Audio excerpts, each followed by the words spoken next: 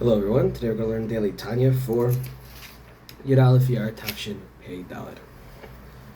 So what we learned about yesterday, we continued to talk about the union of Am Yisrael with Hashem. We talked more about how it's objective and that it's limited only by our will, and that it's achieved most completely in Kriyat Shema and Yetziat Mitzrayim. Those things are connected because, in fact, they deal with the same thing, which is sort of the leaving behind the constraints of material existence and being subsumed into Hashem's divine will. So let's continue to chapter 48. Perek Memchet.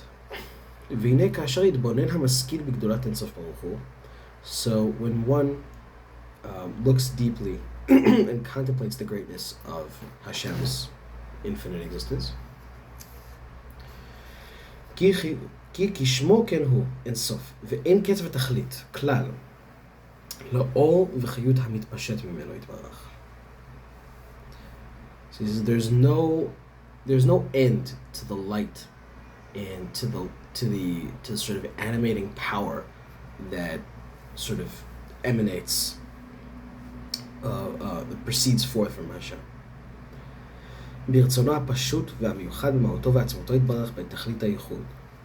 And so this sort of radiance is achieved through Hashem's will, which is united with his person completely and utterly. ואילו הייתה השתלשלות העולמות מאור אינסוף ברוך הוא בלי צמצומים.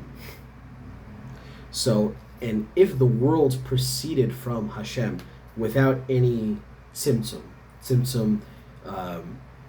literally translates to contraction, sort of quote-unquote contraction of Hashem's presence. But you can imagine that as Hashem sort of making space, as we do mentally, for our own existence. So if the procession of the worlds proceeded from him without this contraction, לא היה העולם הזה נברא כלל כמו שהוא עתה בבחינת גבול ותכלית מהארץ לרקיע מהלך תקוף שנה וכו'. And so there would be this limited reality, this reality of limits would not have been created, would not have existed the way that it does. Right, so he gives an example of limitations of reality. The distance between the land, the heaven and the earth is a 500-year walk, וכן בין כל רקיע לרקיע, and so between each one of the sort of upper heavens is a 500-year walk, וכן עובי כל רקיע ורקיע, and also the thickness of each firmament is also a 500-year walk. ואפילו עולם הבא, and even עולם הבא, וגן העדן העליון, and the higher heaven, the higher paradise, מדור נשמות הצדיקים הגדולים, right? The dwelling place of the great tzaddikim. והנשמות עצמם, and the neshamas themselves. ואין צריך לומר המלאכים, and one doesn't need to, of course, include the angels. The angels obviously are limited. הן בבחינת גבול ותכלית are all sort of limited and bounded. כי יש גבול להשגתן באור אינסוף ברוך הוא. Because they are limited in their ability to sort of ascertain the glory and the light of Hashem Yitbarach.